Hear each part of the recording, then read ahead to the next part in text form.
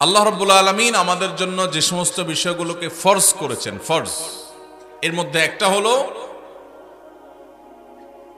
আমাদের মৃত্যুর পর আমাদের সম্পদে আমাদের রক্ত সম্পর্কীয় আত্মীয়দেরকে এক একজনকে এক এক হিস্সা বা অংশ আল্লাহ তাআলা নির্ধারণ করে দিয়েছেন কোরআনে। জানেন তো আপনারা কোন সূরায় করেছেন? সূরা নিসা। কোরআনের সবচেয়ে বড় আয়াত, সবচেয়ে দীর্ঘ আয়াত। আল্লাহ রাব্বুল আলামিন যে বিষয় বলতে গিয়ে নন স্টপ বলে তারপরে দাড়ি দিয়েছেন অনেক দূরে গিয়ে, পুরো বিষয় বলে শেষ করে তারপর দাড়ি দিয়েছেন, সেই সবচেয়ে দীর্ঘ আয়াত কোরআনে যে বিষয়টার উপরে, সে বিষয়টা কিন্তু নামাজের বিষয় না, সেটা রোজার বিষয় না, সেটা যাকাতের বিষয়ও না। সেটা কোন বিষয়? পরিত্যক্ত সম্পত্তির বন্টনের বিষয়। মা বাবা, স্বামী স্ত্রী, ভাই বোন, কারণ মৃত্যুর পর তার সম্পদে কার কি হক আছে, কে কতটুকু পাবে, এই বিষয়ে আল্লাহ তাআলা বর্ণনা করেছেন। বর্ণনা করে আল্লাহ তাআলা বলেছেন, ফরিদাতাম মিনাল্লাহ, তোমাদের রেখে যাওয়া সম্পদে কার কতটুকু ভাগ আছে না আছে, এই সব বন্টন আল্লাহ তাআলা করে দিয়েছেন। কে করে দিয়েছেন? আল্লাহ বলেছেন ফরিদাতুম মিনাল্লাহ, এটা আল্লাহর বন্টন, আল্লাহর নির্ধারণ, আল্লাহর পক্ষ থেকে এটা ফিক্সড করা হয়েছে। আমরা কেউ মনে করতে পারি আল্লাহ বলেছেন অমুকরে এতটুকু দিতে, সে তো আমার কোনো কাজে আসে না, আমার তো বরং তমুক বেশ কাজে আসে, তাহলে তারা একটু বাড়াই দিতে চাই আমি। মানে আল্লাহ যেভাবে দিতে বলেছেন, আমার যুক্তি বুদ্ধি দিয়ে আমি সেটাকে পরিবর্তন করতে চাই, এই যে একটা প্রচেষ্টা আমাদের অনেকের মধ্যে আছে, আল্লাহ রাব্বুল আলামিন সেই সম্পর্কে বলেছেন, আবাউকুম ওয়া আবনাউকুম লা তাদরুনা আইয়ুহুম আকরাবু লাকুম নাফআ, তোমাদের বাপ দাদা, তোমাদের সন্তান সন্ততি, এর ভিতরে কে তোমাদের বেশি কাজে আসবে, বেশি উপকারে আসবে, তোমরা কেউই জানো না। আল্লাহ যা নির্ধারণ করে দিয়েছেন সেটা অনুযায়ী বন্টন করো। তোমার বিবেক বুদ্ধি প্রসূত বন্টন করতে যাবে না, আল্লাহ নির্ধারণ অনুযায়ী দাও, তোমার বুঝে আসুক আর না আসুক। এই ফরজ। বহু দাড়ি পাকা মুরব্বী আছেন, বহু সিজদা করতে করতে কপালে দাগ ফেলে দেওয়া মানুষ আছেন, বহু নিয়মিত তাসবিহ তেলাওয়াত করা নফল আমল করা মানুষ আছেন, বহু নফল রোজা ফরজ রোজা রাখা মানুষ আছেন, বহু দান সাদকা করা মানুষ আছেন, বহু হজ ওমরা নিয়মিত করা মানুষ আছেন, যারা এই ফরজ আদায়ে গাফিলতি করেন, উদাসীনতা এবং অবহেলা করেন, এবং তারা এই কারণে আল্লাহর খাতায় ফাসিক নাম তাদের উঠে গেছে। দুনিয়ার মানুষ তাদেরকে হাজী সাহেব বলে, গাজী সাহেব বলে, শেখ সাহেব বলে, মাওলানা সাহেব বলে, মুফতি সাহেব বলে, সভাপতি সাহেব বলে, সেক্রেটারি সাহেব বলে, অথচ এই সাহেব আল্লাহর খাতায় ফাসিক। কারণ সে তার বাবার সম্পদে, তার দাদার সম্পদে আল্লাহ তাআলা যাকে যতটুকু হিস্সা দিতে বলেছেন সেটাকে পাই পাই করে আল্লাহর নির্দেশ অনুযায়ী বন্টন করে নাই। সে নিজের খেয়াল খুশি মতো বন্টন করেছে, খেয়াল খুশি মতো ভাগ করেছে, খেয়াল খুশি মতো দখল করে নিয়েছে। আল্লাহর নির্ধারণের এই ফরজের সে মূল্য দেয় নাই। এই কারণে এই সমাজের বহু দাড়ি পাকা মানুষ জাহান্নামে যাবে। ভাইরা আমার, আমরা অনেকেই আছি থোক 10, 20, 50 হাজার টাকা মাহফিলে দিতে পারি। অনেকেই আছি মসজিদ মাদ্রাসা 20, 50 হাজার টাকা দান করতে আমাদের কোনো আপত্তি নাই। আপত্তি কোন জায়গায়? আপত্তি হইল আমার বাবা দুনিয়া থেকে চলে গেছেন, এখন বাবা যা রেখে গেছেন জমি জমা, স্থাবর অস্থাবর সম্পদ, ব্যাংক ব্যালেন্স, টাকা পয়সা যা যা আছে, এগুলো থেকে ভাগ করে কাকে দিতে হবে?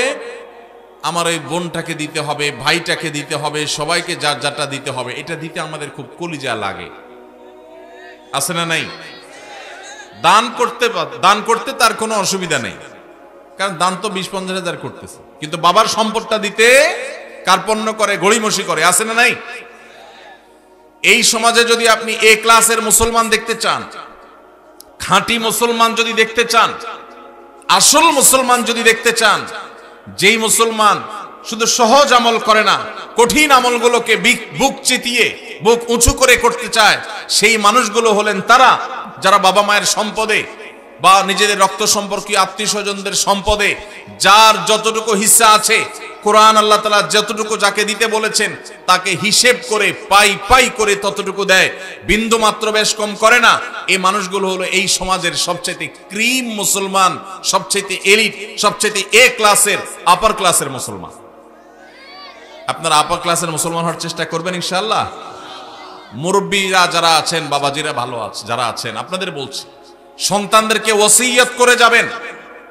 ইসলাম নিয়ে এসে সেখানে লিখবেন রীতিমতো যে আমি মারা গেলে আমার সম্পদে কোরআন হাদিস যেভাবে বলেছে তোমরা ভাই বোনরা ঠিক সেভাবে পাই পাই করে হিসাব করে ওইভাবে বন্টন করবা, খবরদার এর কম বেশ করবা না।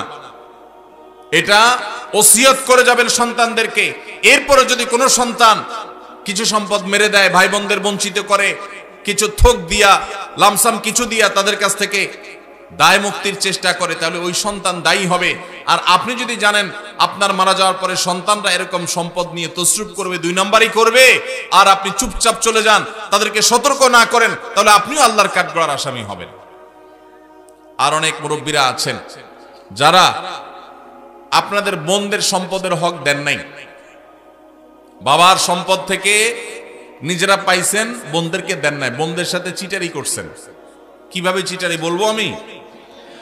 বাবার মৃত্যুর পর বোনরে দাওয়াত দিছেন, ভাগিনাদেরকে দাওয়াত দিছেন, দুলাভাইরে দাওয়াত দিছেন, আইনা ধুমসে একটা খাওন দিছেন, খাওয়ায়া নতুন নতুন বাজার থেকে শাড়ি টাড়ি আনছেন, আইনা বোনদেরকে শাড়ি, ভাগিনাদের কাপড় চোপড়, দুলাভাইরে লুঙ্গি, যার যা মনে চাইছে দিছেন, ধুমসে খাওয়ায় টাওয়ায় এখন আলাপ উঠাইছেন। আগে খাওন দিছেন পেটে, এরপরে আলাপ উঠাইছেন। কি আলাপ উঠেছেন, দেখো বোন, বাবা তো দুনিয়া থেকে চলে গেলেন, আল্লাহ তারা নিয়ে গেলেন, এখন জমি জমা গর্বিটা বাবার যেগুলো যেগুলো আছে শরীয়ত অনুযায়ী তো তোমাদেরও এখানে ভাগ আছে, কিন্তু বাবা যে সেই অসুস্থ হয়েছে ওই থেকে বাবার সব ট্রিটমেন্ট, ডাক্তার খরচ, এগুলো সব তো আমারই করা লাগছে, তোমাদেরও মানুষ করা লাগছে। এখন এখানে তোমাদের ভাগ আছে সেটা তো আমি জানি, এখন এগুলা কি করা তোমরাই বলো, বল তোমাদের কোটে, বল তোমাদের কোটে। এটা হলো খুব সূক্ষ্ম চিটারি, এটার নাম হলো সূক্ষ্ম চিটারি। ডাকাতি বাটপারির বিভিন্ন ধরন আছে, তো এটা এক প্রকারের বাটপারি। কেন বাটপারি বললাম? কারণ ওই যে বোনটাকে বললেন বাপের বাড়িতে আইনা খাওয়াইয়া দাওয়া, বাপ মরার পরে মনটা এমনি নরম, আরো মেয়ে মানুষ, যখন এটা বলছেন আপনি, তখন সে কি বলবে বলেন? কি বলবে? বলবে থাক ভাই, আমার কোনো দায় দাবি নাই, আপনি তো কষ্ট মষ্ট করছেন, বাবার সব ডাক্তার কবিরাজ খরচ দিছেন, দেখাশোনা করছেন, থাক আমাদের দিতে হবে না, আপনি দোয়া করে দিয়েন। মনের ভিতরে ব্যথা চাপায়া মেয়ে মানুষ মাত্র খাওয়াইছে ভাইয়ে, এখন যদি মুখের উপরে যদি বলে ভাই কি খরচ বরচ হয়েছে সেগুলো সব কাইটা রাখা, বাকি যেগুলো থাকে এগুলোতে আমাদের কত হয় হিসাব নিকাশ করে দিয়ে দিয়ে, এইটা বললে ওই বোনের আর রক্ষা আছে? পুরো এলাকাতে বদনাম ছড়ানো হবে যে আমার বোন বাপটা মইরা সারে নাই, কবরে রাইখা সারি নাই, এখন সে ভাগ চাইতে আসছে। এবার আমরা শুরু করব তাকে দুর্বল জায়গায় আঘাত করে তাকে দুর্বল করার। এই রোগটা আমাদের সমাজে আছে না নাই? মুরব্বীরা বাবাজিরা যারা আছেন কান খাড়া করে শুনে রাখেন, লম্বা দাড়ি নিয়া, তসবিহ তালিল নিয়া, নামাজ রোজা নিয়া ওয়াজ শুনতে শুনতে কানটা ঝালাফালা করে গেছেন, 2 পয়সার কোনো লাভ হবে না। যদি বোনদের হক মেরে থাকেন, কিয়ামতের ময়দানে এই বোন দেখবেন দাঁড়ায় গেছে, এক চুল পরিমাণ ছাড় হবে না। যত আমল করেছেন সব দিয়ে জাহান্নামে যেতে হবে যদি বোনদের হক মেরে থাকেন। এজন্য বাবারা এই চিটারি করা যাবে না, ভাইয়েরা এই চিটারি করা যাবে না। যেসব ভাইয়েরা বাবা মার মৃত্যুর পর বোনদের হক দেন নাই, অনেকে মায়ের হক দেয় না, মায়েরও হক আছে। আপনার বাবা মারা গেছেন, আপনার মা তার স্বামীর সম্পদে তার হক আছে না নাই? কয়জন সন্তান বলতে পারবেন যে আমার বাবা মারা গেছে, মাকে হিসাব করে দিয়ে দিছি? কয়জন বলতে পারবেন? এক ভাই হাত তুলছেন। আর আছেন যে মাকে হিসাব করে দিয়েছেন? আরেক ভাই হাত তুলছেন মাশাআল্লাহ, আরেক ভাই হাত তুলছেন, 2-4 জন হাত তুলছেন মাশাআল্লাহ। বেশি মানুষ হাত তোলেন নাই। অনেকের হয়তো বাবা আল্লাহ তাআলা বাঁচায় রাখছেন, আরো বাঁচায় রাখুক, আমরা দোয়া করি। কিন্তু যদি দুনিয়া থেকে চলে যায় তাহলে ওলামা একরামের কাছ থেকে মাসআলা জেনে কোরআন যাকে যতটুকু দিয়েছে তাকে ততটুকু দিবেন তো ইনশাআল্লাহ? কারা কারা দিবেন হাত তোলেন, হাত তোলেন, পাক্কা নিয়ত করে হাত তোলেন, আন্দাজে হাত তুলবেন না। সম্পদের লোভ করব না, বলেন সম্পদের লোভ। আল্লাহর দেওয়া বন্টন অনুযায়ী পাই পাই করে সবাইকে বুঝাই দেব ইনশাআল্লাহ। আল্লাহ আমাদের সব ভাইকে তৌফিক দান করুন। ভাই, বরকতের মালিক কে? বরকত দেওয়ার মালিক কে?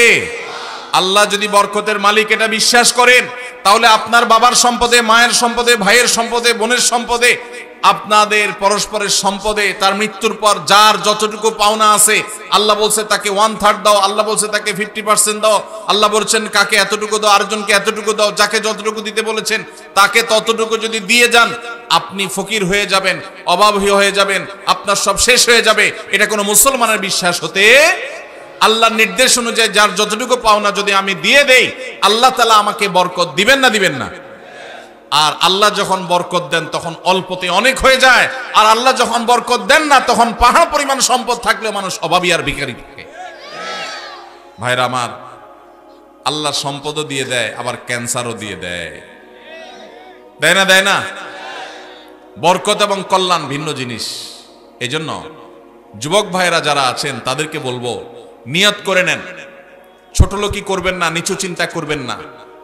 যেসব ভাইরা মনে করেন যে বাবার জন্য আমি তো অনেক খরচ করছি, তাহলে আমি সব সম্পদ রেখে দিব, জি না।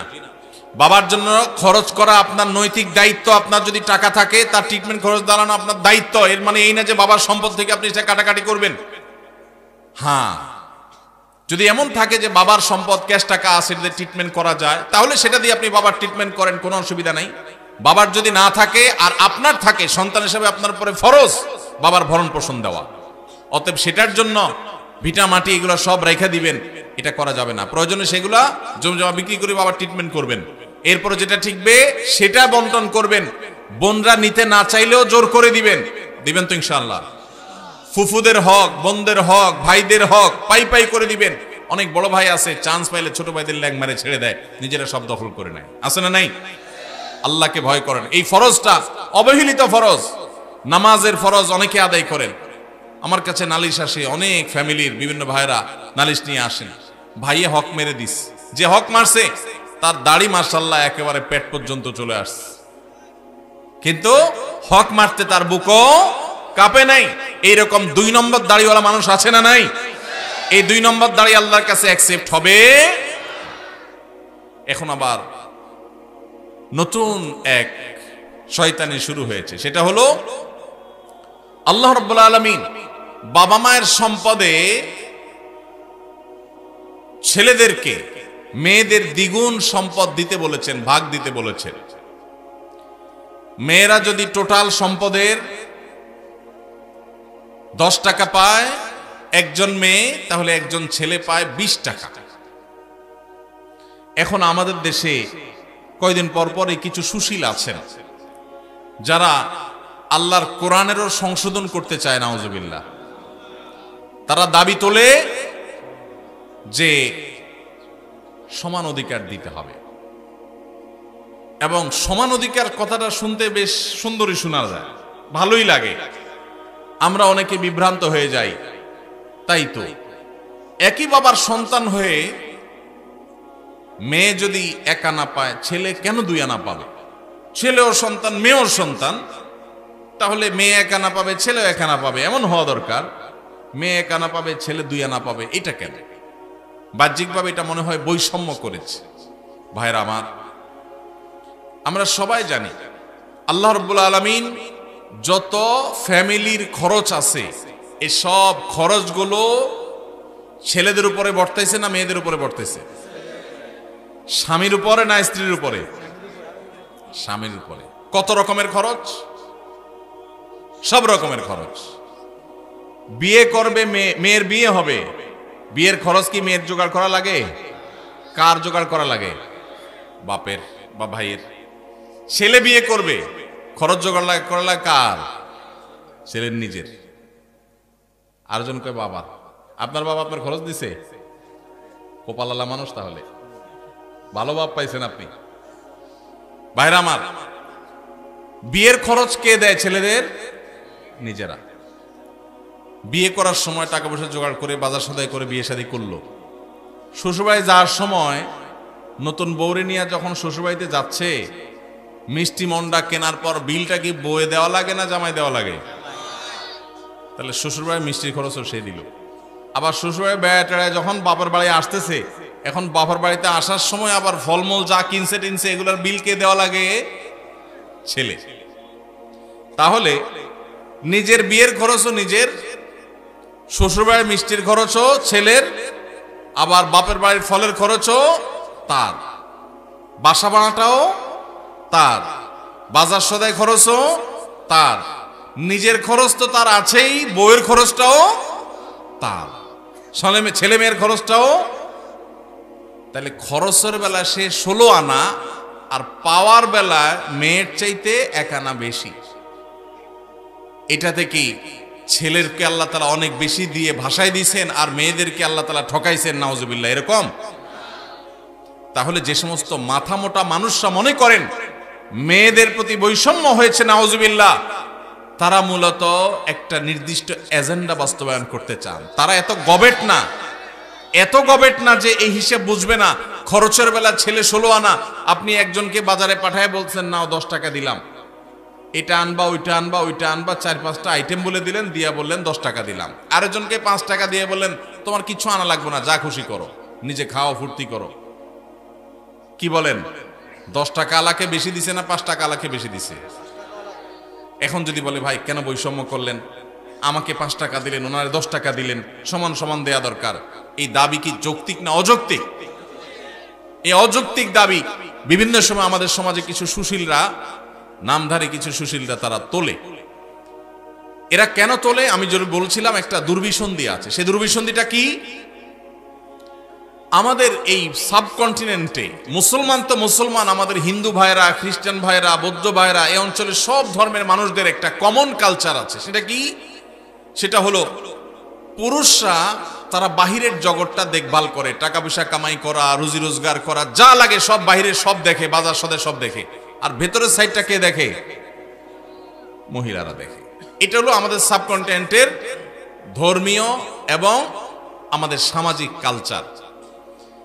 এবং এটা আমাদের কালচার বললে ভুল হবে, এটা মানব সভ্যতার শুরু থেকে চলে আসা একটা কালচার। পৃথিবীর অমুসলিম প্রধান দেশগুলো, বিশেষ করে পশ্চিম অঞ্চল, তারা এই কালচারটাকে পরিবর্তন করে ফেলেছে। তাদের সমাজে কি হয়? বাসা ভাড়া নিলে অর্ধেক খরচ জামাইয়ে দেয়, আর অর্ধেক খরচ বইয়ে দেয়। জানেন তো আপনারা, বাজার সদায় সবকিছু 50% ভাগযোগ করে দেয়।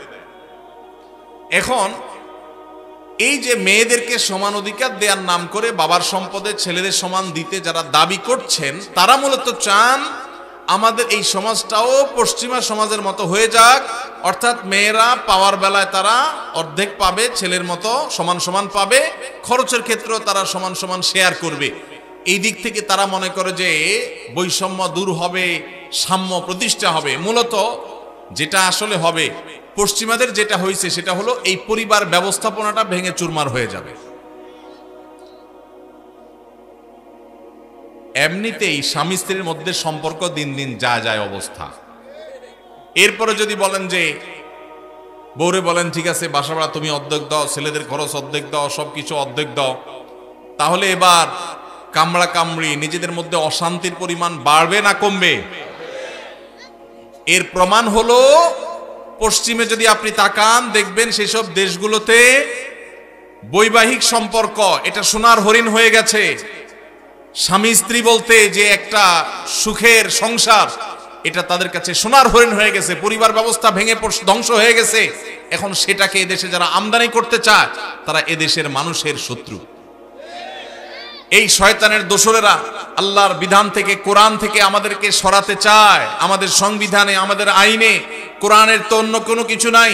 যা ছিটে ফোটা দুই একটা আছে, সেগুলো খাজে বাজে থাকা কণাগুলোকে ধুয়ে পরিষ্কার করার জন্য যখন যারা সরকারে আসে তাদের ঘাড়ে সওয়ার হওয়া এই পশ্চিমাদের দোসরেরা, তারা এই দেশে থাকে, এই দেশে খায়, দালালি করে পশ্চিমাদের। এদের ষড়যন্ত্রের ব্যাপারে আমাদের সতর্ক থাকতে হবে, সাবধান থাকতে হবে।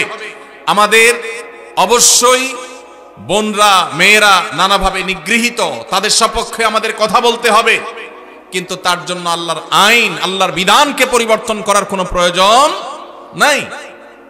তাহলে কি করতে হবে? দেখুন, আমাদের সমাজে এটা ঠিক যে অনেক স্বামীরা নিজেরা ইনকাম করে বলে স্ত্রীদের খোঁটা দেয়, কথার তলে রাখে, কথা শোনাতে থাকে, কষ্ট দেয়, এবং কথায় কথায় তাদেরকে এই যে উপায় উপার্জন করে, টাকা পয়সা নিয়ে আসে, বাজার সদাই করে, এগুলা তুলনা দেয়। এই যে ছোট লোকিগুলো পুরুষরা করে, সেগুলো বন্ধ করতে হবে।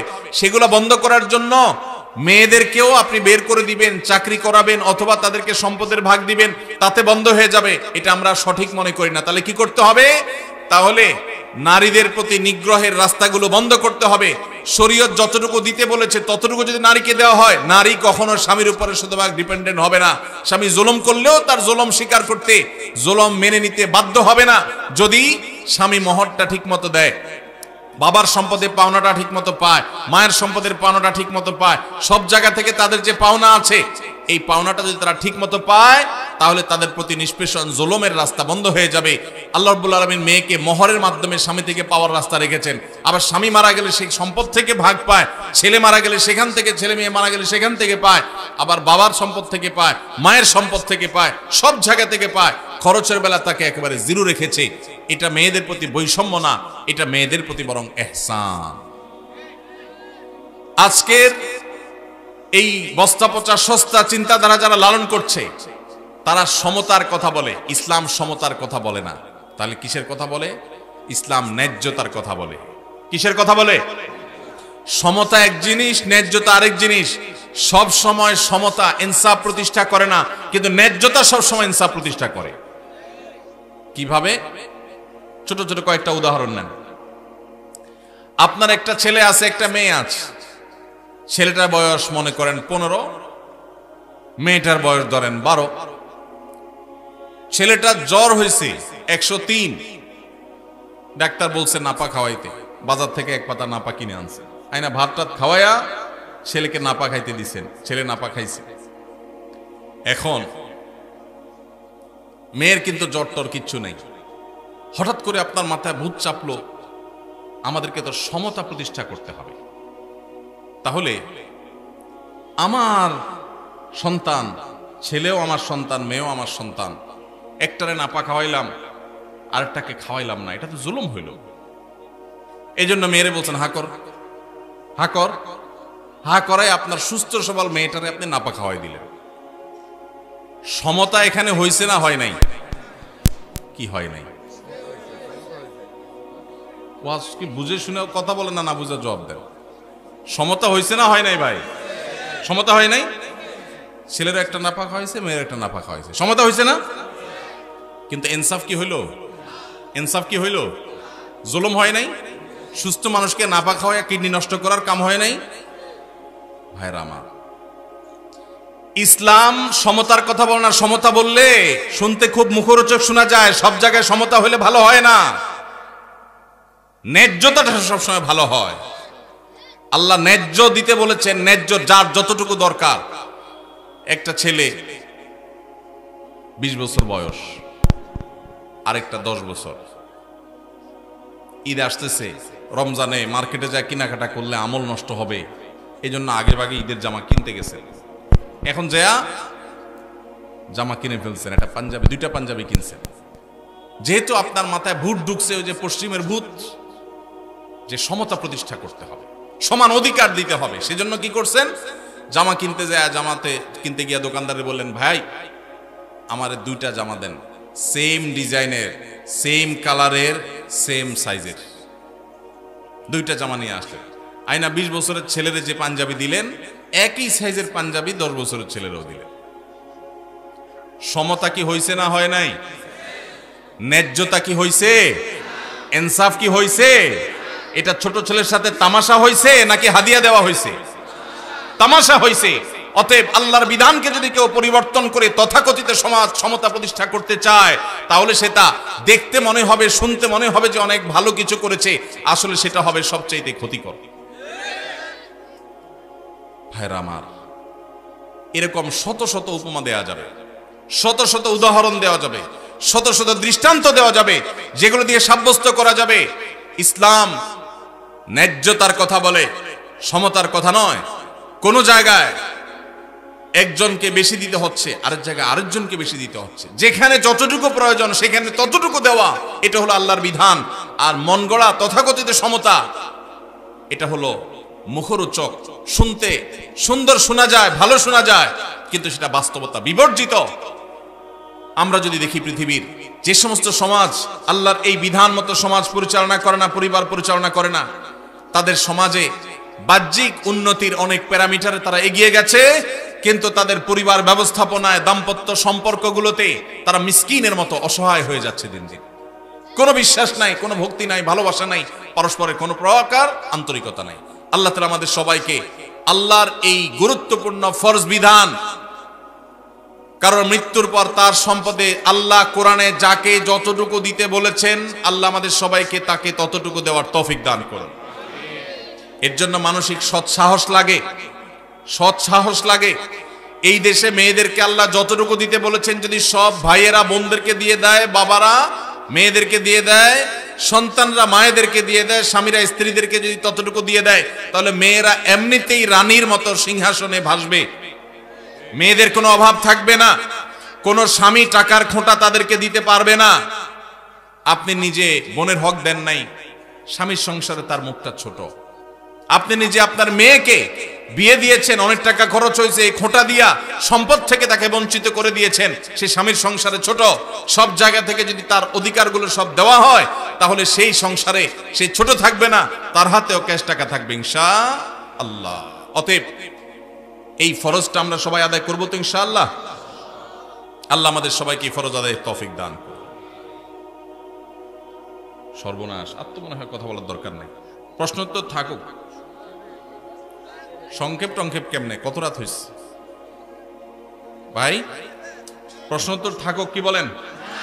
ফজর পড়া লাগবে না? তাহলে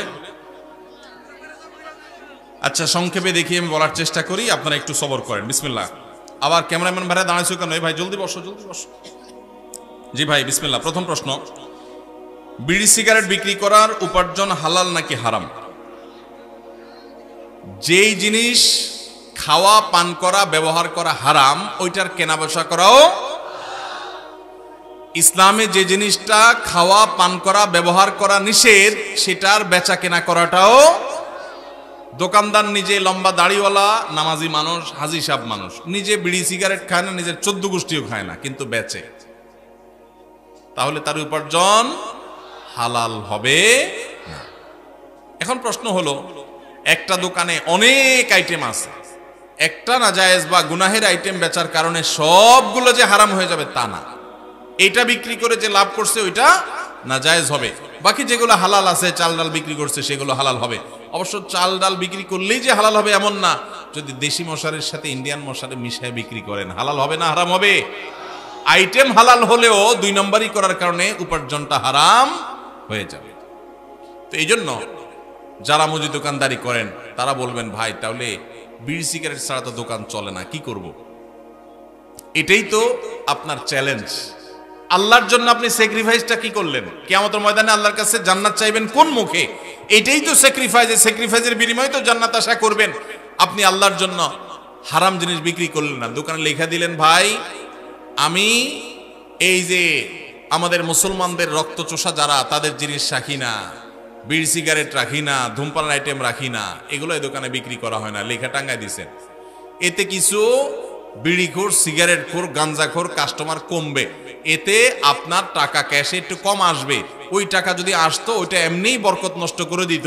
ওই বেবরকতি গাঞ্জাখোর আর বিড়িখোর, সিগারেটখোরের টাকা না আসলে আপনার আল্লাহ তাআলা না খাওয়ায় মারবে না ইনশাআল্লাহ। এর জন্য হিম্মত দরকার হয়, হিম্মত।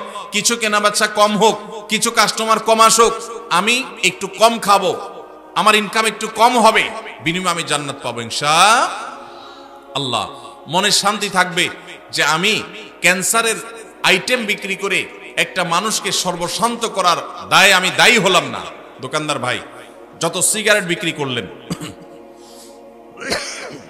এই সিগারেটগুলো যারা কিনছে, খাইছে, এর মধ্যে বহু লোক ক্যান্সারে আক্রান্ত হয়ে গেছে। বাংলাদেশে ক্যান্সারের যে রেশিও, ঘরে ঘরে ক্যান্সারের রোগী, এবং ক্যান্সারের সবচেয়ে বড় কারণ, যেই কারণে সবচেয়ে বেশি সংখ্যক মানুষ ক্যান্সারে আক্রান্ত হয়, সেটা হলো ধূমপান।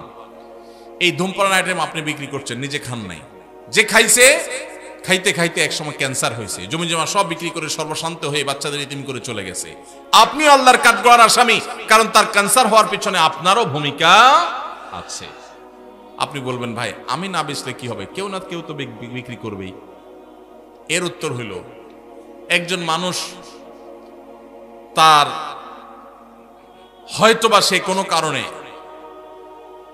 কারোর খুনের শিকার হবে, আপনি নিশ্চিত হয়ে গেছে, তখন আপনি চিন্তা করলেন সে যেহেতু খুনের শিকার হবেই, কেউ তারে খুন করবে অন্যায়ভাবে, তাহলে আমিই করি। এই কাজটা করবেন কোনোদিন আপনি? সে আনা মানুষ তো, এটা তো আপনি বুঝেন 16 আনা, যে আমি না মারলে কি হবে, আরেকজন তো মারবেই, তাহলে আমিই মারি, এই কাম তো আপনি করেন না। তাহলে এই লোকটা অন্য কারোর কাছ থেকে বিড়ি সিগারেট কিনে খায়া ক্যান্সার হয়ে মরবে, সন্তানদের অসহায় করে রেখে যাবে, সর্বশান্ত হয়ে যাবে, এর জন্য কেউ বিক্রি করে করুক, আমি করব না। সে দায়ী হয় হোক, আমি দায়ী হব না। আল্লাহ তাআলা আমাদেরকে বোঝার তৌফিক দান করুন। সৎ সাহস লাগে ভাই, ইমানের শক্তি লাগে, ইমানের শক্তি লাগে। হারাম ছাড়ার জন্য কি লাগে? ইমানের শক্তি লাগে।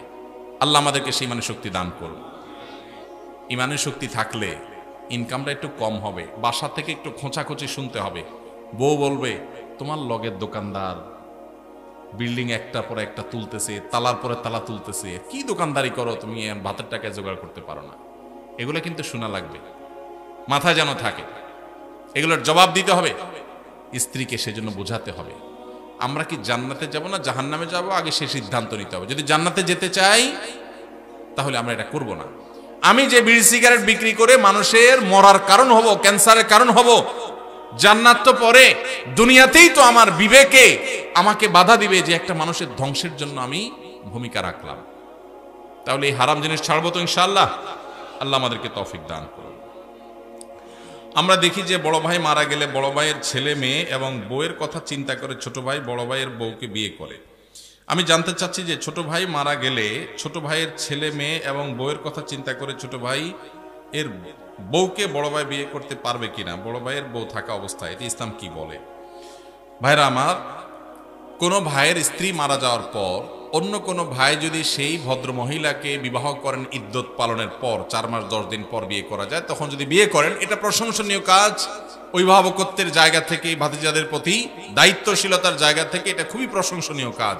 আমাদের সমাজ বিষয়ক মানুষ এটাকে ভালো চোখে দেখে না, কারণ সমাজটা তো সব রোগাদের সমাজ, রোগী হয়ে গেছি আমরা। ভালো জিনিস আমাদের কাছে খারাপ লাগে, খারাপটা বরং ভালো লাগে। তো এটা ভালো কাজ। এখন কথা হলো, বড় ভাই তার একজন স্ত্রী আছেন, এই অবস্থায় ছোট ভাই মারা গেছেন, ছোট ভাইয়ের স্ত্রীকে বিয়ে করবেন কিনা? উত্তর হলো, ছোট ভাইয়ের স্ত্রীকে বিয়ে করতে শরিয়াত দৃষ্টিকোণ থেকে কোনো বিধিনিষেধ নাই, বিয়ে করতে পারবে না এমন কোনো কথা নাই। বাকি তার দুজন স্ত্রী একসঙ্গে থাকলে তিনি ইনসাফ করতে পারবেন কিনা, শরিয়ার বিধিবিধান মানতে পারবেন কিনা, সাম্যতা বজায় রাখতে পারবেন কিনা, এখানে আবার কিন্তু ন্যায্যতার ওয়াজ আনলে হবে না, এখানে কিন্তু সাম্যতা লাগবে, সমান সমান দিতে হবে। এখানে আল্লাহ তাআলা সেটা আমাদের জন্য আবশ্যক করে দিয়েছেন। তো সেটা করতে পারবে কিনা, এই বিষয়টা নিশ্চিত করতে হবে। যদি পারেন, তাহলে সব যদির পরে, সব শর্ত পূরণ হওয়ার পর তিনি চাইলে শরিয়ার সম্মত ভাবে তিনি বিবাহ করতে পারবেন। কিন্তু অনেক ক্ষেত্রে দেখা যায় ভালোর জন্য করতে গিয়ে উল্টা আরো খারাপ হয়। দেখা যায় ঘরে বিশ্বযুদ্ধ লেগে যায়, আছে না নাই? যদি কোনো আল্লাহর বান্দী, যদি আল্লাহর কোনো বান্দী যদি স্যাক্রিফাইস করেন এক্ষেত্রে, তাহলে এটা অবশ্যই একজন জান্নাতি মানুষের কাজ, অবশ্যই একজন আল্লাহর নেককার বান্দির কাজ। আল্লাহ আমাদেরকে তৌফিক দান করুন। আমার স্বামী প্রবাসে থাকে, কেনাকাটার সবকিছু আমার করতে হয়, এক্ষেত্রে কি আমি গুনাহগার হব? কোনো বোন, তার স্বামী যদি প্রবাসে থাকেন, দেশে তার বাজারঘাট করে দেওয়ার মতো কোনো মানুষ যদি না থাকে, তিনি যদি বাজারঘাট করার জন্য, কেনাকাটা করার জন্য যাওয়া লাগে, শরঈ পর্দা মেনটেন করে তিনি যেতে পারবেন, কিনতে পারবেন। তবে যদি অন্য কোনো পুরুষ লোক থাকেন আশেপাশের, যাদের দিয়ে কেনাকাটা কাজটা সারা যায়, তাহলে সেটাই করা উচিত, ওইটাই অধিকতর উত্তম। এবং আজকাল অনলাইনে অনেক জিনিসপত্র কেনাকাটা করা যায়, বিশেষ করে শহরে। চাইলেই অনলাইনে কল করলে বাসায় বাসায় মাল চলে আসে। সেই পদ্ধতি অবলম্বন যাদের করার সুযোগ আছে তারা সেটা করা উচিত। একান্ত কোনো উপায় না থাকলে তিনি অবশ্যই যেতে পারবেন, কিন্তু পর্দা মেনটেন করে। অনেক সময় আমাদের বোনেরা এই সুতা দিয়া, এই উজুহাত দিয়া লাগবে লবণ 1 কেজি, বাজারের এ মাথা থেকে ওই মাথা পর্যন্ত 7 চক্কর তওয়াব দিয়ে ফেলে, আছে না নাই? এই জন্য ইন্নামাল আমালু বিন্নিয়াত। আপনার স্বামী প্রবাসে আছে, বাজারে যাওয়া জায়েজ আছে, হুজুরের কাছে মাসালা নিয়েছেন, নিয়ে এবার বাজারে বাজারে ঘুরতেছেন অহেতুক। পর্দার সাথে গেলেন না বেপর্দার সাথে গেলেন, তাহলে অবশ্যই আপনি গুনাহগার হবেন। এই জন্য বোনরা আল্লাহকে ভয় করবেন, যতটুকু আপনার না হলে নয় ততটুকু আপনি করতে পারবেন, অবশ্যই পর্দার সাথে। আমি পর্দা করে চলতে চাই, কিন্তু যেই পরিবার যৌথ পরিবার হওয়ার কারণে পর্দা করে চলতে পারি না, এক্ষেত্রে আমার করণীয় কি? যৌথ পরিবারে পর্দা করাটা একটু কঠিন, একটু কষ্টের, ডিফিকাল্ট। এক্ষেত্রে দরকার হয় সবার সহযোগিতা। আমরা ছোটবেলায় আমরা দেখেছি যৌথ পরিবারে থেকেও মানুষ পর্দা করার চেষ্টা করত। একই বাড়িতে কয়েকজন মানুষ বসবাস করত, কয়েক ভাই আসতেন, সবার স্ত্রী বাসায় আছেন, একই ঘরে এক একটা কক্ষে এক একজন থাকেন। তো বাহির থেকে আসলে অনেক সময় গলা পরিষ্কার করে ঢুকতো, গলা পরিষ্কার করে প্রবেশ করত, যাতে করে মেয়েরা তারা নিরাপদে সাইড হয়ে যায়, পর্দার খেলাপ না হয়। এখন হায়া লজ্জা এমন উঠছে, হনহনায় ঢুকে যায়, ন্যূনতম পর্দার বিধানটা জানেই না। এটা মুসলমানদের জন্য লজ্জা। যৌথ ফ্যামিলিতে থেকে পর্দা করা সম্ভব যদি সবার সহযোগিতা থাকে। ঠিক আছে, পুরুষরা যখন আসবে মহিলারা সাইড হয়ে যাবে, পুরুষরা যখন বের হবে মহিলারা তখন সাইড দিবেন, মহিলারা যখন থাকবেন পুরুষরা ঢোকার আগে তাদের পারমিশন নেবেন, প্রাইভেসি মেনটেন করবেন। দেখুন, ইসলামের পর্দার বিধানটা হলো মানুষের প্রাইভেসি রক্ষা করার জন্য। মানুষের প্রাইভেসি মেনটেন করা, রক্ষা করা, এটা ইসলামের অনেক বড় একটা সৌন্দর্য, যে ইসলাম মানুষের প্রাইভেসি রক্ষা করেছে। একজন নারী, আপনি তার সৌন্দর্য তার অনুমতি ছাড়া বা তার সৌন্দর্য আল্লাহর অনুমতি ছাড়া আপনি দেখে অবলোকন করবেন, আপনার জন্য হারাম করা হয়েছে, তার প্রাইভেসি আপনি নষ্ট করছেন। আবার একইভাবে আপনি তাকে নিয়ে মনোজগতে যে বাজে জল্পনা কল্পনার মধ্যে হারিয়ে যাওয়ার আশঙ্কা আপনার মধ্যে আছে এই পর্দাহীনতার কারণে। এই কারণে আল্লাহ তাআলা আমাদের জন্য এটা নিষেধ করেছেন। এই জন্য যৌথ ফ্যামিলিতে থেকে পর্দা করা যায় যদি সবার সহায়তা থাকে। যদি না থাকে তাহলে আলাদা থাকবেন, ছোট্ট কুলঘর নিয়ে ফ্যামিলির সাথে বুঝার পড়া করে তাদেরকে বুঝায়া যে পর্দার জন্য আপনি আলাদা হচ্ছেন। অনেক সময় দেখা যায় অনেক মহিলা আছে আলাদা হওয়ার জন্য একটা সুতা খুঁজে, সুতা, এই সুতা খুঁজে এক একটা মাসালা বাইর করে হুদাই, কোনো কারণ ছাড়াই। তো এটা করা যাবে না। আর যদি সত্যিই পর্দার অসুবিধা হয় তাহলে স্বামীর কর্তব্য স্ত্রীর জন্য অবশ্যই পর্দার ব্যবস্থা করা, প্রয়োজন সেটা বাছা আলাদা করে হলেও। মহিলাদের পর্দা করার ক্ষেত্রে মুখ ঢাকা কতটুকু জরুরি? বিশুদ্ধ মত অনুযায়ী, নিরাপদ মত অনুযায়ী মুখমণ্ডলও পর্দার অন্তর্ভুক্ত। ঢাকবেন, মুখমণ্ডল প্রদর্শন করবেন না, প্রয়োজনে মাথা কাপড় টেনে দিবেন। আল্লাহ বলেছেন ইউদনিনা আলাইহিন্না মিন জালাবিবিহিন্না, মাথার উপর যে কাপড় থাকে মেয়েদের পর্দার জন্য এটাকে জিলবাব বলা হয়। আল্লাহ বলেছেন এই জালাবিব তারা মেয়েরা টেনে দিবে। এই যে টেনে দিতে বলছেন এটা কেন? এটাই তো মুখাবয়বকে ঢাকার জন্য। আম্মা জানা আয়েশা রাদিয়াল্লাহু তাআলা বলেছেন হজের সময় আমি যখন নবীজি সাল্লাল্লাহু আলাইহি ওয়াসাল্লামের সাথে হজ করেছি, সেই বছর আমি ইহরামরত অবস্থা মেয়েদের জন্য মুখ উন্মুক্ত রাখতাম। যখনই কোনো পুরুষ চোখের এরিয়াতে চলে আসতো তখন আমি কাপড় টেনে দিতাম। এখান থেকে বোঝা যায় তারাও মেয়েদের চেহারার পর্দা করতেন। এটাই হলো অধিকতর বিশুদ্ধ এবং অধিকতর আপনার নিরাপদ মত। এই জন্য বোনরা পর্দা যখন করবেন মুখমণ্ডলও ঢাকার চেষ্টা করবেন, সেটা হবে এ ক্লাসের পর্দা। যারা সেটা করতে পারছেন না, অন্তত শুরুটা করেছেন, অবশ্যই তাদেরকে আমরা অ্যাপ্রিসিয়েট করব। আমি দাড়ি রাখি, এটা আমার স্ত্রী পছন্দ করে না, এক্ষেত্রে আমার করণীয় কি? যাদের দাড়ি রাখলে তাদের বউ অপছন্দ করে, তারা বউকে জিজ্ঞাসা করবেন আমি দাড়ি রাখলে তোমার আসলে অসুবিধাটা কি? তখন স্ত্রী বলবে তোমার দাড়ি রাখা, দাড়ি চাল অবস্থা দেখলে তোমার চাচার মতো লাগে, আমার ভাল লাগে না। এটা তো বলবে যে তোমার মুখে দাড়ি থাকলে আমার কাছে ভাল লাগে না, হুজুর হুজুর লাগে, চাচা চাচা লাগে। এটা যদি বউ বলে তখন বউকে বলবেন ঠিক আছে, তোমার ভালো লাগে না, এটার প্রতি শ্রদ্ধা রেখে আমি দাড়ি চেঁচে ফেলবো, শেভ করে ফেলবো। তবে সেই সাথে আমারও একটা কথা আছে, তোমার মাথার এই যে এত লম্বা লম্বা চুল আমার একদম ভাল লাগে না, আমার মন চায় তুমি এগুলো সব চেঁচে একদম ফুল গোলালোর মতো হয়ে যাও, আমার এটা খুব ভাল লাগে। আপনি যখন এটা বলবেন, আপনার স্ত্রী যিনি দাড়ি পছন্দ করছেন না তিনি তখন আপনাকে যেটা রিপ্লাই দিবে সেটা হলো, তিনি বলবেন তোমার আসলে ডাক্তার দেখানো উচিত, তোমার মাথার সমস্যা হয়ে গেছে। মেয়েদের মাথার চুল আবার কেউ অপছন্দ করে? তখন আপনি বলবেন এই কথাটাই আমি বলতে চাইছিলাম আগে। এই যে মাথায় সমস্যা হওয়ার কথা আপনি আমাকে বললেন না, এই কথাটাই আমি বলতে চাইছিলাম, মায়ের ভয়ে বলি নাই। আল্লাহ তাআলা দাঁড়িয়ে আমার মুখে গজাইছেন, আপনার মুখে তো গজান নাই। আপনি মেয়ে মানুষ, আপনার মুখে তো গজায় নাই। নখ আমারটাও বড় হয়, আপনারটাও বড় হয়। শরীরের অন্য সমস্ত অঙ্গ প্রত্যঙ্গ বর্ধনশীল যেগুলো সব আপনারও বাড়ে, আমারও বাড়ে। শুধু দাড়িটা আপনার মুখে গজাই না, আর আমার মুখে গজায় এবং বাড়ে। মোচটা গজায়, যেন মোচ ছোট ছোট রাখতে বলছে ইসলাম। তাহলে আল্লাহ তাআলা আপনাকে একটা জিনিস দেয় নাই, আমাকে একটা জিনিস দিছে, তাহলে বোঝা গেছে এটা পুরুষত্বের মার্কা, এটা পুরুষত্বের মার্কা। এখন যে ভাইদের মুখে দাড়ি নাই, আপনারা রাগ করেন না, আপনাদেরকে কষ্ট দেওয়ার জন্য বলছি না। আমি শুধু এটুকু বলছি যে দাড়ি এটা পুরুষত্বের আলামত। দাড়ি এটা কিসের আলামত? পুরুষত্বের আলামত। কারণ আল্লাহ তাআলা নারীকে দাড়ি দিছেন, পুরা বডির মধ্যে দেখবেন এই একটা জিনিসই মহিলাদের নাই, আপনার আছে, দাড়ি আর মোচ।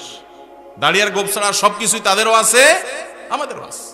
কিন্তু এই জিনিসটা আল্লাহ তাআলা আমাদেরকে দিয়েছে, তাহলে এটা আমাদের একটা মার্কা। এখন এই মার্কা যদি কেউ পরিবর্তন করে ফেলতে বলে, এটা তো মানা যায় না। এটা কি মানা যায়? কোন মহিলার কাছে যদি পুরুষের দাড়ি ভালো না লাগে, তাহলে এইটা কি আসলে মহিলা নাকি হিজড়া?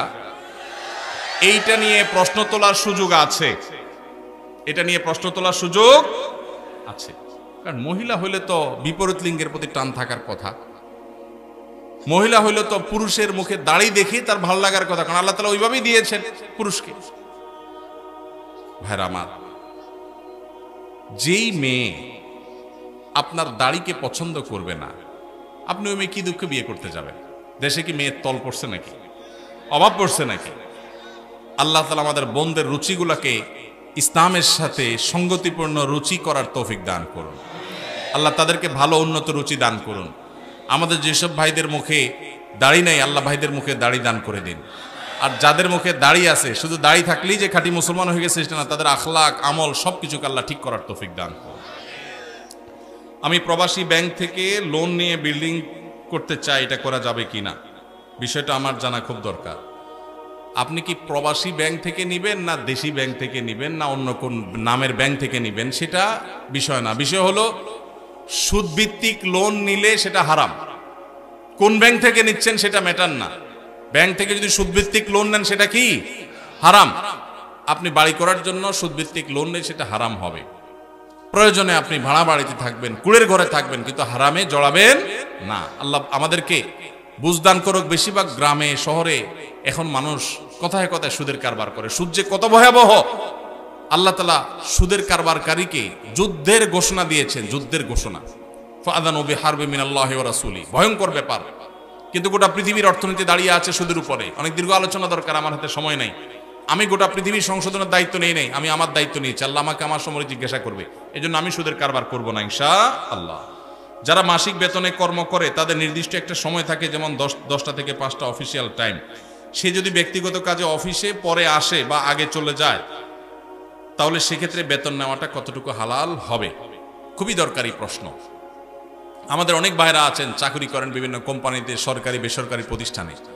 যেই কয় ঘন্টার ডিউটির জন্য আপনি চুক্তিবদ্ধ, ওই কয় ঘন্টার ডিউটি যদি আপনি ফাঁকি দেন, পরে আসেন, আগে চলে যান, আর কাজের ফাঁকে নিজের কাজ কাম করেন, মোবাইল টিপাটিপি করেন, ফাঁকি ঝুঁকি দেন, তাহলে তাদের ওই ফাঁকি ঝুঁকি দেওয়ার সময়টার যে ইনকামটা, ওইটা হারাম হবে।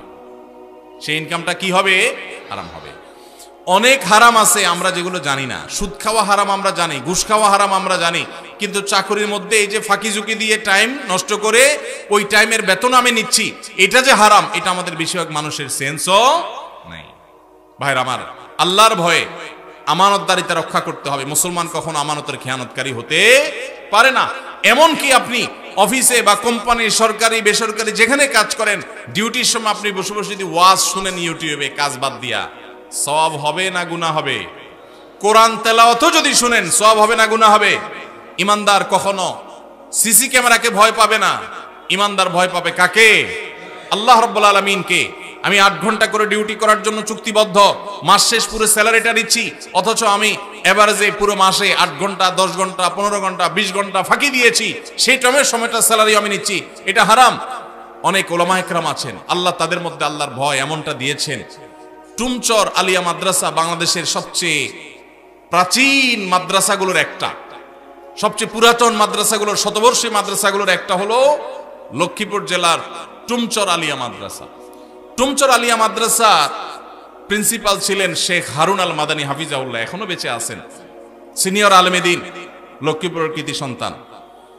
শেখ হারুন আল মাদানী তিনি কিছুদিন আগে রিটায়ারমেন্টে গেছেন, কিছুদিন আগে বলতে 2-3 বছর হয়েছে সম্ভবত। তিনি রিটায়ারমেন্টে গেছেন, প্রিন্সিপাল ছিলেন ওই প্রতিষ্ঠান থেকে, তিনি অবসরে গেছেন। অবসরে যাওয়ার সময় তিনি যা সুযোগ সুবিধা পেয়েছেন সেখান থেকে একটা চেক লিখে একটা বড় অ্যামাউন্ট, কয়েক লাখ টাকার একটা অ্যামাউন্ট তিনি মাদ্রাসার ফান্ডে দিয়ে দিছেন, মাদ্রাসায় তিনি সেটা দিয়ে দিছেন।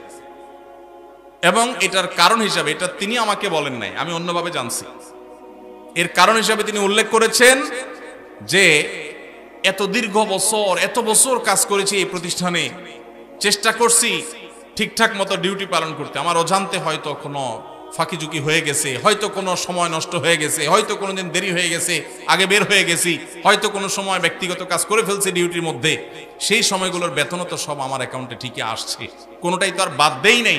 এই জন্য কিয়ামতের ময়দানে যেন দাঁড়ায় থাকতে না হয়, জান্নাতের পথে যেন বাধা হয়ে না দাঁড়ায়, এই জন্য কিছু টাকা এর চেয়ে বেশি হবে না, এর কমই থাকবে, একটু বাড়ায়া সতর্কতামূলক দিলাম আমি দায়মুক্ত হওয়ার জন্য। মানুষ এখনো পৃথিবীতে আছে, সংখ্যায় কম কিন্তু আছে। আল্লাহ আমাদেরকে মানুষ, সেই ইমানদার, সেই মুসলমান হওয়ার তৌফিক দান করুন। ইমানদারকে কোনো সিসি ক্যামেরার মনিটরিং এর প্রয়োজন হয় না, তার সেলফ মনিটরিং, নিজেকে নিজে মনিটর করে, আল্লাহর মনিটরিং এ বিশ্বাস করে। আল্লাহ আমাদেরকে সেরকম মুসলমান হওয়ার তৌফিক দান করুন। তাহলে ভাই, ডিউটির ফাঁকে এই ফাঁকিঝুঁকি করলে সেটা নাজায়েজ হবে। এরপরে প্রশ্ন হলো, অনেক সময় কোনো মুসলমানের পরিচয় উল্লেখ করতে গিয়ে লেখা হয় তিনি অমুক সম্ভ্রান্ত মুসলিম পরিবারে জন্মগ্রহণ করেছেন। প্রশ্ন হলো, মুসলমানের মধ্যে আবার সম্ভ্রান্ত অসম্ভ্রান্ত বলতে কিছু আছে কিনা? খুবই দরকারি এবং যৌক্তিক প্রশ্ন। এই প্রশ্ন এর আগেও কোথাও আমাকে করা হয়েছে এবং এ বিষয়ে অনেক বছর আগে আমি, আমার একটা ফেসবুক আইডি ছিল, এখন আর নাই, সেটা ডিঅ্যাক্টিভ হয়ে গেছে, ওইটাতে আমি এই বিষয়ে লিখেছিলাম। খুবই দরকারি একটা প্রশ্ন। কোনো মানুষ তার পরিচয় পেপার পত্রিকায় দিতে গিয়ে বা কোনো সভা সমাবেশে দিতে গিয়ে অনেক সময় আমরা বলি তিনি অমুক জেলার, অমুক থানার, অমুক গ্রামের একটি সম্ভ্রান্ত মুসলিম পরিবারে জন্মগ্রহণ করেছেন, এটা তার ধর্মীয় পরিচয়। মারা গেলেও অনেক সময় এরকম গদবাদা কথা বলা হয় যে তিনি একটা সম্ভ্রান্ত মুসলিম পরিবারে জন্মগ্রহণ করেছেন। এই যে সম্ভ্রান্ত মুসলিম পরিবার, এই টার্মটাই কোনো সঠিক টার্ম না। কেন? কারণ আপনারা জানেন মুসলমানের মধ্যে কোনো সম্ভ্রান্ত অসম্ভ্রান্ত, নিচু জাত উঁচু জাত বলতে কোনো কিছু নাই। আল্লাহ কোরআনে বলেছেন ইন্না আকরামাকুম ইনদাল্লাহি আত্তাকুম। এর আগে আল্লাহ বলেছেন ইন্না খালাকনাকুম শুউবান ওয়া ক্বাবাইলা লিতাআরাফু। তোমাদেরকে বিভিন্ন গোত্রে বংশে আল্লাহ তাআলা সৃষ্টি করেছেন। কেন? আল্লাহ বলেছেন পরিচয়ের সুবিধার্থে। কোন গোত্রে জন্ম নিলে সে সম্ভ্রান্ত হয়, আবার কোন গোত্রে জন্ম নিলে অসম্ভ্রান্ত হয়, এই ধারণা ইসলামে নাই। ইন্না আকরামাকুম ইনদাল্লাহি আতকাকুম, তোমাদের ভিতরে সবচেয়ে সম্মানিত সে যার মধ্যে তাকওয়া সবচাইতে বেশি। হিন্দুদের মধ্যে আমরা আছে জানি উঁচু জাত নিচু জাত, মুসলমানদের মধ্যে এরকম উঁচু জাত আর নিচু জাত বলতে কোনো কিছু নাই। সকল মুসলমান আল্লাহর কাছে সম্মানিত যদি তাকওয়া থাকে, আর তাকওয়া যদি না থাকে, যত তথাকথিত নামকরা ফ্যামিলিতে জন্মগ্রহণ করুক না কেন, রাজবংশ জন্ম করুক না কেন, আল্লাহর কাছে সে নিকৃষ্ট, সে কখনো আল্লাহর কাছে মর্যাদাপূর্ণ না। এই জন্য সম্ভ্রান্ত মুসলমান আর অসম্ভ্রান্ত মুসলমান বলতে কোনো পার্থক্য বা ব্যবধান ইসলামে নাই। নামাজের প্রত্যেক রাকাতে আউযুবিল্লাহ বিসমিল্লাহ পড়তে হবে কিনা? আমরা যখন নামাজ পড়ব, প্রত্যেক রাকাতের শুরুতে আমরা যখন সূরা ফাতিহা পড়ব, অন্য সূরা মিলাবো, এই সূরা ফাতিহার শুরুতে আউযুবিল্লাহি মিনাশ শাইতানির রাজিম বিসমিল্লাহির রহমানির রহিম দুইটাই পড়ে তারপরে সূরা ফাতিহা পাঠ করতে হবে। এটা সুন্নাত প্রত্যেক রাকাতে। আর সূরা ফাতিহার পরে যখন আরেকটা সূরা মিলাবো, তখন কি বলতে হবে? বিসমিল্লাহির রহমানির রহিম পড়তে হবে। পড়ে আপনি নামাজ শেষ করবেন। এটা হলো সুন্নাহ। কোনো কারণে যদি ছুটে যায় নামাজ হয়ে যাবে, কিন্তু শুরুতে আউযু বিসমিল্লাহ দুইটা আর সূরা মিলানোর শুরুতে শুধু বিসমিল্লাহ, এটা পড়া কি সুন্নাত। আমরা যদি কোনো রাজনৈতিক দলকে সাপোর্ট করি এবং সে ক্ষমতায় বসে যদি কোনো অপরাধমূলক কাজ করে বা অন্যায় করে, তাহলে কি তার সাপোর্ট করার কারণে আমাদের সমান পাপের ভাগিদার হবে? কোন নেতাকে ভোট দিছেন, আপনি জানেন নেতা ভোট পাইয়া ভোট চুরি, টিন চুরি, গম চুরি, ডাকাতি, খুন খারাপি সব করবে, জানা শুনেও দিছেন, 500 টাকা পাইছেন সেজন্য। তাহলে এই টাকা যেটা এনেছে এটা তো হারাম খাইছেন, আর নেতা সাহেব যত অপকর্ম কুকর্ম করবে তার সবগুলোর দায় আপনাকে কিয়ামতের ময়দানে বহন করা লাগবে। এটা মাথায় রাখতে হবে। আপনি দিছেন ভালো মনে করে, তিনি ভালো এটাই জানতেন, কিন্তু দেওয়ার পরে দেখলেন সে আকাম কুকাম করতেছে, তাইলে আপনার দায় নেই, এটা খেয়াল রাখতে হবে। সমাজে কিছু ব্যক্তি যারা সুদ খায়, এরকম কিছু ব্যক্তি আছে যারা মসজিদ পরিচালনা কমিটিতে যুক্ত থাকে, এদের বিষয়ে কি বলবেন? নতুন বাংলাদেশে অন্তত আপনাদের একটা সংস্কার করা দরকার, আমাদের একটা সংস্কার করা দরকার। মসজিদ কমিটিতে কোনো সুদখোর, ঘুষখোর, 2 নম্বর হারামখোর মানুষ থাকতে পারবে না। আল্লাহর ঘর পরিচালনা করবেন কারা? আল্লাহ কোরআনে কারিমে বলেছেন, ইন্নামা ইয়ামুরু মাসাজিদাল্লাহি মান আমানা বিল্লাহি ওয়াল ইয়াউমিল আখির ওয়া আকামাস সালাহ ওয়া আতাজ যাকাত ওয়া লাম ইয়াখশা ইল্লাল্লাহ। আল্লাহর ঘর আবাদ করবে যাদের মধ্যে ঈমান আছে, যারা নামাজ কায়েম করে, যারা যাকাত আদায় করে, যারা আল্লাহ ছাড়া কাউকে পরোয়া করে না, মুত্তাকি পরেজগাররা। এখন মাংসপেশি দেখে, বাহুর জোট দেখে, টাকার জোট দেখে মসজিদ কমিটির সদস্য করা ঠিক না। এই জায়গা থেকে আমাদের বের হয়ে আসতে হবে। তবে হ্যাঁ, আমাদের অনেক কমিটির ভাইরা আছেন যারা হয়তো নিজেরা সঠিক পথে ছিলেন না, মসজিদের সংস্রবে আসার পর, দায়িত্ব পাওয়ার পর তারা নিজেদের পরিবর্তন করেছেন, তাদেরকে অবশ্যই আমরা সাধুবাদ জানাবো এবং মাথার উপর তুলে রাখবো। এবং যারা এখনো সংশোধন হন নাই তাদেরকে আমরা বলবো, আপনারা সংশোধন হয়ে যান, পরিবর্তন তো করার দরকার নাই। কিন্তু নিজে নামাজও পড়ার খবর নাই, মসজিদ কমিটির সভাপতি সেক্রেটারি চেয়ার দখল করে রাখবেন, এটা কোন অবস্থাতে মানা যায় না। আমাদের নিজেদেরকে পরিবর্তন করার সিদ্ধান্ত নিতে হবে। এগুলো এলাকায় কিছু লোক আছে যারা বিয়ের সম্বন্ধ আসলে ভেঙে দেয়, তাদের সম্পর্কে কিছু বলেন। খুব দরকারি একটা প্রশ্ন ভাই, খুব দরকারি একটা প্রশ্ন।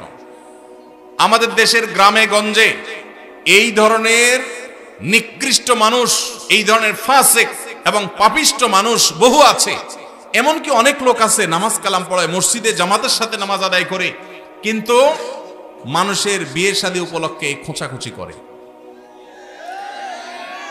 কোন এলাকাতে একটা মেয়ের খবর নেয়ার জন্য আরেক এলাকা থেকে মানুষ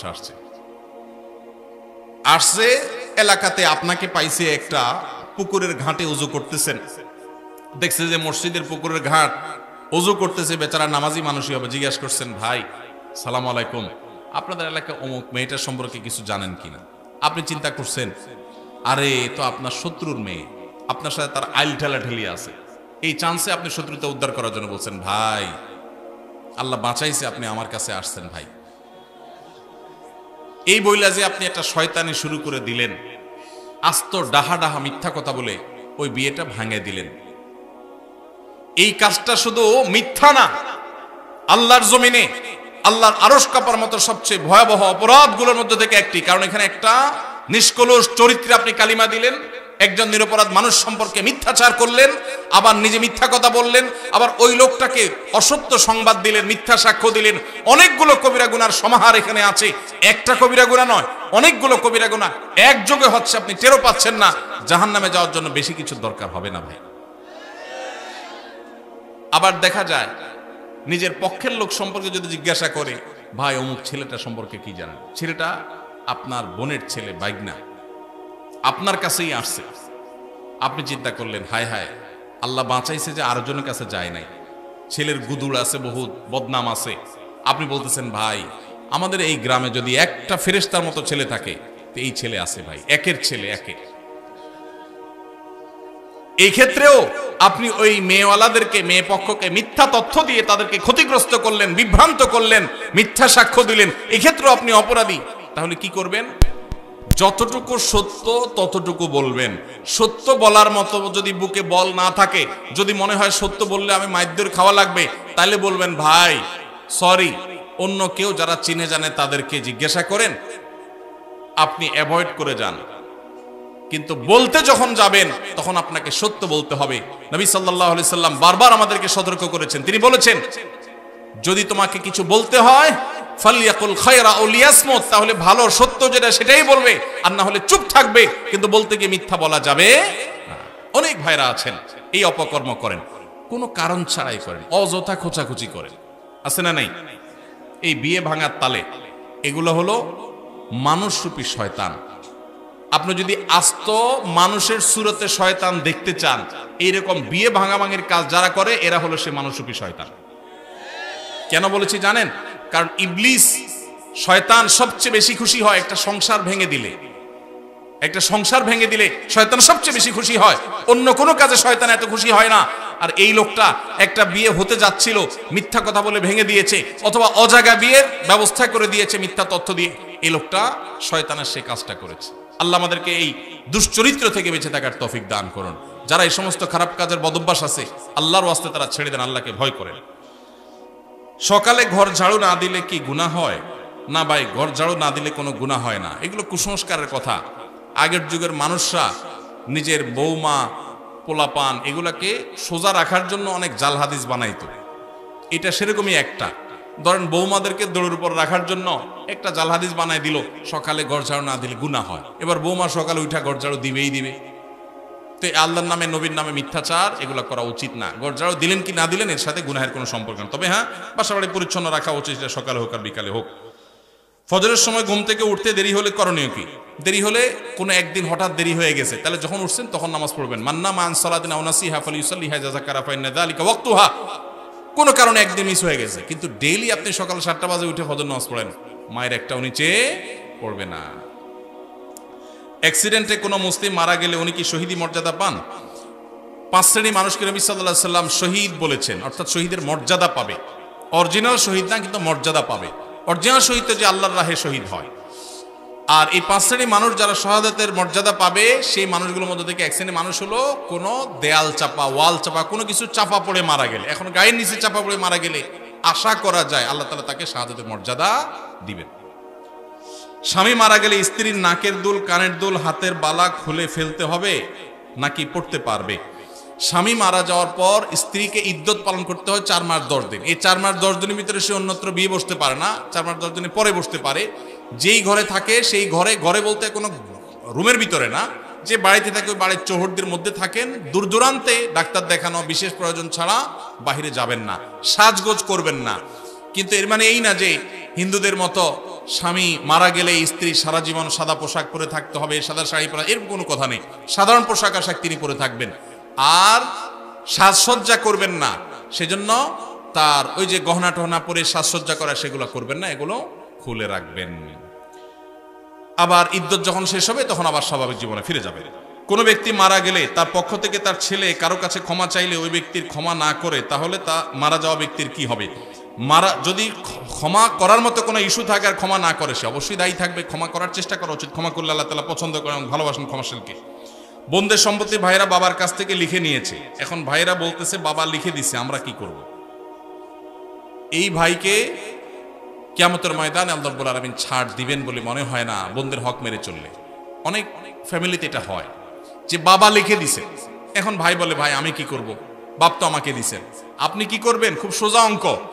আপনাকে বাপ দিয়া ভুল করছেন, আপনি এখন সেটা ব্যাগ দিবেন, বাস শেষ। আপনারে ব্যাগ দিতে তো কেউ নিষেধ করে নাই। শেয়ানা পাবলিক বলে যে বাপে লিখে দিছে, আমি কি করব? বাপে যদি ভুল করে তাহলে সেটাকে আপনি সংশোধন করবেন, আপনি এখন বোনেরটা বোনে ফেরত দিয়ে দিবেন, বাস এটা হলো কর্তব্য, না হলে গুনাহগার হবে না। হিন্দুদের দোকানে মিষ্টি খাওয়া যাবে কিনা? হিন্দুদের দোকান থেকে যদি আপনি মিষ্টি কিনেন সেটা হালাল হলে আপনি খেতে পারেন।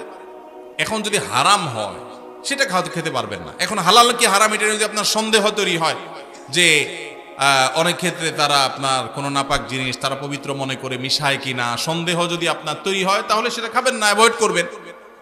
যদি হালাল নিশ্চিত জানেন তাহলে খেতে অসুবিধা নাই। আর যদি হারাম হালালের মধ্যে সন্দেহ থাকে তাহলে সন্দেহের ঊর্ধ্বে থাকাই হলো তাকওয়ার দাবি। রোজা অবস্থা গীবত করলে কি হয়? রোজা অবস্থা গীবত করলে রোজার অঙ্গহানি হয়, রোজার কোয়ালিটি নষ্ট হয়। নবী সাল্লাল্লাহু আলাইহি ওয়াসাল্লাম বলেছেন, অনেক লোক রোজা রাখে, রুব্বা সাইমিন লাইসা লাহু মিন সিয়ামিহি ইল্লাল জু'। অনেক লোক রোজা রেখে উপোস থাকা ছাড়া কোনো লাভ হয় না, কারণ রোজা রাখে আবার গীবত করে, মিথ্যা কথা বলে, অনর্থক কাজ করে। নবী সাল্লাল্লাহু আলাইহি ওয়াসাল্লাম আরো বলেছেন, মাল্লাম ইয়াদা কাউলা যুরি ওয়াল আমাল বি ফালাইসা লিল্লাহি হাজা আন ইয়াদা তাআমাহু ওয়া শারাবা। যে ব্যক্তি রমজানে রোজা রেখে মিথ্যা কথা মিথ্যা কাজ ছাড়লো না, তার উপোস থাকাতে আল্লাহর কোনো ঠেকা পড়ে নাই। রমজান রোজাকে আপনাদের সার্থক করার জন্য এবছর একটা ছোট্ট নতুন বই আমাদের আসছে, মাহে রমজানের 27 আমল, মাসনুন আমল। বইটা ইনশাআল্লাহ সপ্তাহের ভিতরে চলে আসবে, আশা করি এটা আপনাদের উপকার আসবে ইনশাআল্লাহ। দুটি প্রশ্ন আছে আর, একটা হলো, আমার স্বামী প্রবাসে থাকে, তিনি প্রতি মাসে একটা নির্দিষ্ট পরিমাণ টাকা পাঠান, কিন্তু অনেক মাসে তার চেয়ে বেশি টাকা আমার খরচ হয়ে যায়, তখন স্বামী আর টাকা পাঠাতে চায় না, তাই আমি অনেক সময় 1000 টাকা খরচ করে বলি 2000 টাকা খরচ হয়েছে। হুজুর, তাহলে এতে কি আমার অন্যায় বা পাপ হবে? যদি দয়া করে একটু জানাতেন অনেক উপকৃত হতাম। দেখুন, মিথ্যা কথা বলা জায়েজ নাই। প্রয়োজন একটু কম খাবেন, স্বামী কম পাঠালে কম খাবেন, কিন্তু মিথ্যা কথা বলবেন না। যদি গুড়ায় গাড়ায় কোনোভাবে আপনি রাখতে পারেন সেটা জায়েজ আছে। ডাহা মিথ্যা কথা বলবেন, এটা এত সহজ না, এটা জায়েজ হবে না। অনেকে আছে বউয়ের জামাইয়ের কাছে আর জামাইয়ের বউয়ের সাথে মিথ্যা কথা বলে, আছে না নাই? এগুলা জায়েজ নাই। বাইরের থেকে শাড়ি কিনছেন 500 টাকা দিয়া, বউটা একটু সোজা সরল পাইছেন, আয়সা বলতেছেন 5000 টাকা দিয়ে শাড়ি আনছি তোমার জন্য। জায়েজ হবে না? না জায়েজ হবে। একটা হাদিস আছে, বউয়ের সাথে মিথ্যা কথা বলা জায়েজ। এই কথা শুনে অনেকে আছে ডেইলি সকাল বিকাল বউরে এরকম গোল দিয়ে ধোকা দেয়। এই মিথ্যা বলা জায়েজ নাই। কোন মিথ্যা বলা জায়েজ? পামপট্টিমূলক মিথ্যা বলা জায়েজ। পামপট্টিমূলক মিথ্যা বুঝেন? বউরে বললেন তোমার চাইতে সুন্দরী পৃথিবীতে আর কেউ হতে পারে না, অসম্ভব, অথচ এটা মিথ্যা কথা, কিন্তু বলছেন। বউ আবার আপনারে বলল। এই টাইপের পামপট্টিমূলক মিথ্যা বলা জায়েজ আছে। ডাহা মিথ্যা কথা, গোশত আনছেন 1 কেজি, আয়না বলতেছেন আধা কেজি, 3 কেজি আয়না বলতেছেন 1 কেজি, বউ বলতেছে মাশাআল্লাহ আমার জামাইটা অনেক চালাক, আমার বাপে কিনলে দেখি অল্প একটু হয় 1 কেজি, আরে দেখি 2 কেজি 1 কেজি হয়ে গেছে। তো এরকম চালাকি করে বউয়ের কাছে ভালো সাজবেন, একদিন ওই রেট লাগানো দাম লেখা ট্যাগটা চোখে পড়বে, সারা জীবনের বিশ্বাস একসাথে শেষ হয়ে যাবে। যে বেটাটা প্রতিদিন আমার 500 টাকা শাড়ির 5000 টাকা বলে বেচছে, এই 2 নম্বরই করা জায়েজ নাই। বাংলাদেশের মাদ্রাসার অনেক সুপার প্রধানরা দাখিল আলিম পরীক্ষার্থীদের নকল সরবরাহ করে বা তার সাথে জড়িত থাকে, এদের বিধান কি? আল্লাহ মাফ করো, খুবই ভয়ঙ্কর কথা। শিক্ষক নিজে যদি সন্তানকে শিক্ষার্থীকে নকল সরবরাহ করে, এটা হলো নিকৃষ্ট শিক্ষক। এই শিক্ষক সন্তানরে কি শিখাবে? শিক্ষক কেন, এখন বাপ মা নকল টাকা দিয়ে কিনে এনে সন্তানকে সরবরাহ অনেক ক্ষেত্রে করে। এই বাপ মা কোনো আদর্শ বাপ মা হতে পারে না।